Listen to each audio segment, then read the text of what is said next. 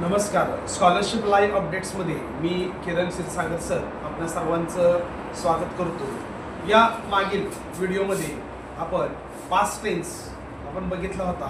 आज आपण future tense आणि त्याचे उपप्रकार बघणार आहोत. तर फ्युचर टेन्स म्हणजे भविष्यकाळ. The action is not yet to become is called as future tense.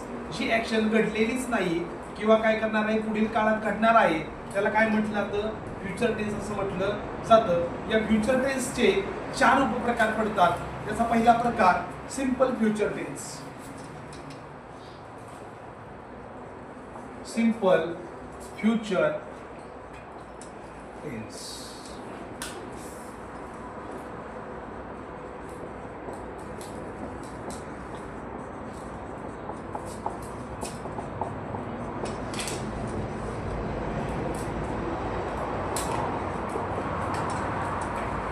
हा त्याचा फॉर्म्युला आहे बघा. S plus shall will plus have plus P1 plus O. करता वापरा, शाल किंवा विल याच्यापैकी एक सहाय्यकारी क्रियापद वापरा, हॅव वापरा, क्रियापदाचं मूळ रूप वापरा आणि ऑब्जेक्ट वापरा. उदाहरण घेऊया आपण. आय शाल गो टू स्कूल. आय शाल गो टू स्कूल. सब्जेक्ट वापरला, शाल विल पैकी एक सहाय्यकारी क्रियापद वापरलं, मेन वर्ब वापरलं आणि काय केलं? ऑब्जेक्ट वापरलं. वाक्य तयार झालं. पुढचं घेऊया. Ramesh will come to school. Ramesh will come to school. Subject वापरला, विल वापरलं, क्रियापदाचं मूळ रूप वापरलं आणि त्याच्यानंतर कर्म वापरलं. पुढचं वाक्य घेऊयात. Kedar will go to Pune tomorrow. Kedar will go to Pune tomorrow. Kedar काय होईल? उद्या पुण्याला जाईल. आणि एक शेवटचं वाक्य घेऊयात. सारंग विल कंप्लीट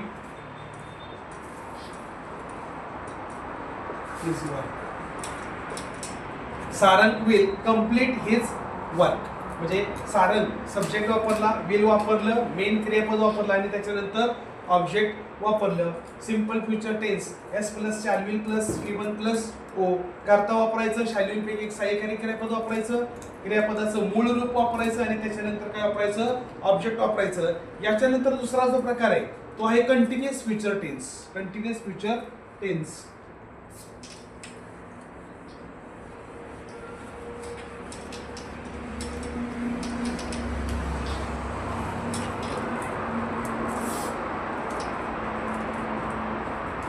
त्याचा फॉर्म्युला आहे बघा.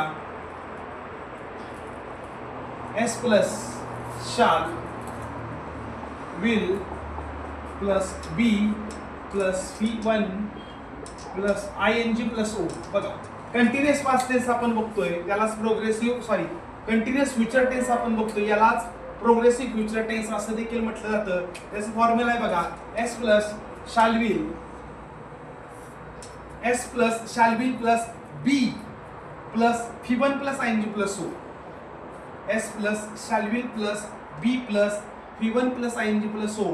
करता वापरायचा, शाल किंवा विल याच्यापैकी एक सहाय्यकारी क्रियापद वापरायचं, बी वापरायला विसरायचं नाही. त्याच्यानंतर क्रियापदाच्या मूळ रूपाला काय करायचं? ING प्रत्यय वापरायचा आणि ऑब्जेक्ट वापरायचं. वाक्य बघूयात आपण. I shall be writing a letter. करता वापरला, शाल वापरलं, बी वापरलं, क्रियापदाच्या मूळ रूपाला ING प्रत्यय वापरला आणि ऑब्जेक्ट वापरला. त्याच्यानंतर they shall be going to picnic. They shall be going to picnic. पुढं he will be coming to school. He will be coming to school. Subject वापरला, सहाय्यकारी क्रियापद वापरलं, बी वापरलं, क्रियापदाच्या मूळ रूपाला आयएनजी प्रत्यय वापरला आणि ऑब्जेक्ट वापरून आपण मोकळे झालो. या पद्धतीने आपण काय करू शकतो, वाक्य बनवू शकतो. अजून एक वाक्य घेऊया. रमेश विल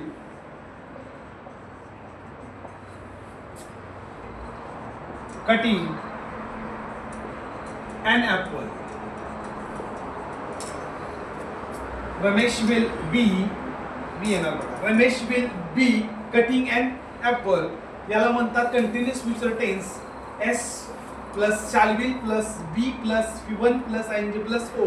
सगळीकडे आपण काय केले तर बी वापरलेलं आहे. हे जे बी आहे ते फक्त कंटिन्युअस फ्युचर टेन्स मध्ये वापरायचं. कंटिन्युअस पास्ट आणि कंटिन्युअस प्रेझेंट टेन्स मध्ये हे वापरावं लागत नाही. एवढी गोष्ट काय करा, लक्षात ठेवा. याच्यानंतर फ्युचर टेन्स म्हणजे भविष्यकाळाचा तिसरा प्रकार आहे तो म्हणजे perfect future tense. Perfect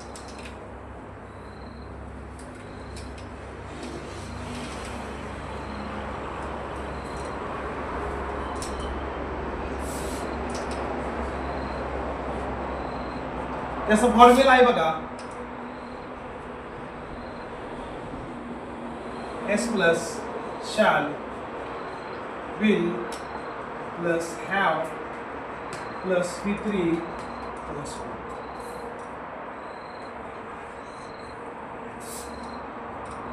S plus shall will plus have plus V3 plus O. याचा उदाहरण घेऊयात आपण बघा.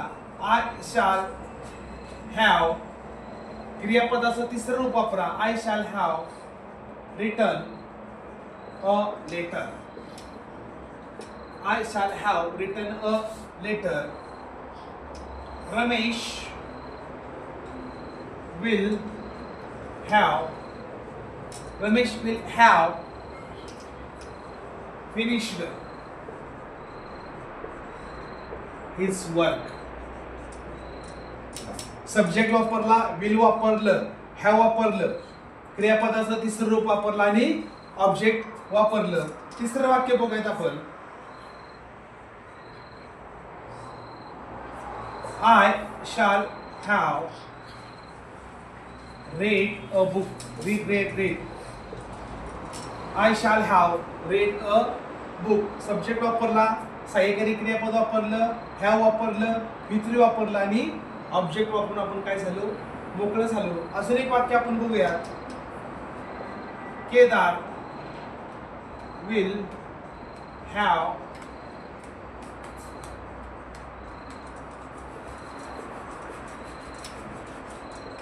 participated in games. काय वाक्य बनवलं? Kedar will have participated in games. S plus shall will plus have plus V3 plus O. Perfect future tense. याच्यानंतर future टेन्सचा शेवटचा प्रकार continuous perfect future tense.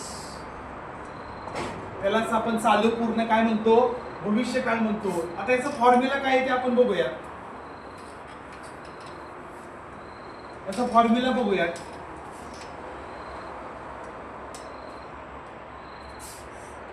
S plus shall will plus have plus been plus V1 plus ING plus O. बघा काय formula आहे. S plus shall will plus have plus been plus V1 plus ING plus O. याच्या पद्धतीने वाक्य करायला गेलं तर I shall have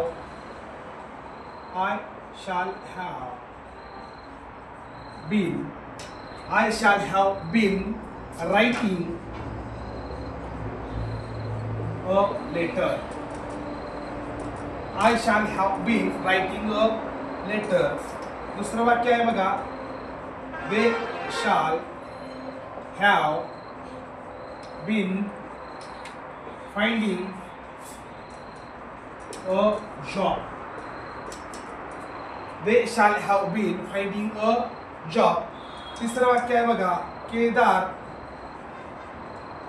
will have been selling fruits. Kedar will have been selling fruits. अशा पद्धतीने बघा परफेक्ट फ्युचर टेन्सचा चौथा प्रकार आपण बघितलेला आहे. त्याचं सूत्र आहे S plus shall will plus have plus been plus V1 plus ING plus O. बघा अशा पद्धतीने काय केले आपण काळाचे 12 प्रकार बघितलेले आहेत. बघा या ठिकाणी आपण काय करूयात पुन्हा एकदा ते प्रकार रिपीट करूयात, त्याचे फॉर्म्युले आपण रिपीट करूयात आणि थांबूयात. तर सगळ्यात आधी आपण प्रेझेंट टेन्स बघितला. प्रेझेंट टेन्सचे 4 प्रकार आपण बघितले. त्याचा पहिला जो प्रकार होता तो आता सिंपल प्रेझेंट टेन्स आणि या सिंपल प्रेझेंट टेन्सचा फॉर्म्युला म्हणजे सूत्र असं होतं S plus V1 plus O. S plus V1 plus O. त्याच्यानंतर आपण दुसरा प्रकार बघितला कंटिन्युअस प्रेझेंट टेन्स आणि त्याचा फॉर्म्युला असा होता S plus am is are plus V1 plus ING plus O. S plus am is are plus V1 plus ING plus O. त्याच्यानंतर आपण प्रेझेंट टेन्सचा तिसरा प्रकार बघितला परफेक्ट प्रेझेंट टेन्स आणि त्याचा फॉर्म्युला असा होता S plus have plus V3 plus S plus have plus V3 plus म्हणजे करता होता हॅव आणि हॅज याच्यापैकी एक सहाय्यकारी क्रियापद आणि V3 आणि शेवटी ऑब्जेक्ट असं होतं. आणि प्रेझेंट टेन्सचा शेवटचा प्रकार आपण बघितला होता परफेक्ट कंटिन्युअस प्रेझेंट टेन्स. त्याचं सूत्र असं होतं S plus have plus been plus V1 plus ING plus. लक्षात आलं? पुन्हा एकदा रिपीट करतो S plus have plus been plus V1 plus ING plus. आता हे प्रेझेंट टेन्स आणि त्याचे 4 प्रकार आणि त्या 4 प्रकारांची सूत्र सांगितली. त्याच्यानंतर पास्ट टेन्स बघितला आपण. पास्ट टेन्सचे सुद्धा 4 प्रकार पडतात. त्यातला पहिला प्रकार होता सिंपल पास्ट टेन्स आणि त्याचं सूत्र होतं S plus V2 plus O. Repeat करतो S plus V2 plus O. त्याच्यानंतर त्याचा दुसरा प्रकार पास्ट टेन्सचा दुसरा प्रकार perfect past tense continuous past tense आणि त्याचा फॉर्म्युला असा होता S plus was were plus V1 plus ING plus O. बघा S plus was were plus V1 plus ING plus O. कोणताही चालू काळ घ्या त्याच्यामध्ये क्रियापदाला ING प्रत्यय लावायचाच, एवढी गोष्ट लक्षात ठेवा. त्याच्यानंतर पास्ट टेन्सचा तिसरा प्रकार आपण बघितला परफेक्ट पास्ट टेन्स म्हणजे पूर्ण भूतकाळ आणि त्याचा फॉर्म्युला असा होता S plus had plus V3 plus O. S plus had plus V3 plus O. त्याच्यानंतर चौथा प्रकार पास्ट टेन्सचा आपण बघितला perfect continuous past tense S plus had plus been plus V1 plus ING plus O. पुन्हा एकदा रिपीट करतो S plus had plus been plus V1 plus ING plus O. हे झाला पास्ट टेन्स आणि त्याचे 4 प्रकार. आणि शेवटचा प्रकार आपण बघितला फ्युचर टेन्स आणि त्याचे 4 प्रकार आपण बघितले. त्यातला पहिला प्रकार simple future tense S plus shall will plus V1 plus O. S plus shall will plus V1 plus O. त्याच्यानंतर आपण कंटिन्युअस फ्युचर टेन्स बघितला आणि त्याचा फॉर्म्युला असा होता S plus shall will plus B plus V1 plus ING plus O. Repeat करतो continuous future tense S plus shall will plus B plus V1 plus ING plus O. त्याच्यानंतर तिसरा प्रकार आपण फ्युचर टेन्सचा बघितला perfect future tense S plus shall will plus have plus V3 plus O. Repeat करतो S plus shall will plus have plus V3 plus. चौथा प्रकार आणि शेवटचा प्रकार आपण बघितला होता परफेक्ट कंटिन्युअस फ्युचर टेन्स. त्याला चालू पूर्ण भविष्यकाळ असं म्हटलं तर आणि त्याचा फॉर्म्युला आपण बघितला होता S plus shall will plus been plus V1 plus ING plus O. Repeat करतो S plus shall will plus have plus been plus V1 plus ING plus O. अशा पद्धतीने आज आपण काळाचे प्रकार त्यांची सूत्र काय केलेली आहेत बघितलेली आहेत. जर ही 12 सूत्र तुम्ही लिहून काढली आणि ती जर पाठ केली त्याची किरकोळ नियम जर लक्षात ठेवले तर आपल्याला टेन्समध्ये कोणतीही अडचण येणार नाही. धन्यवाद.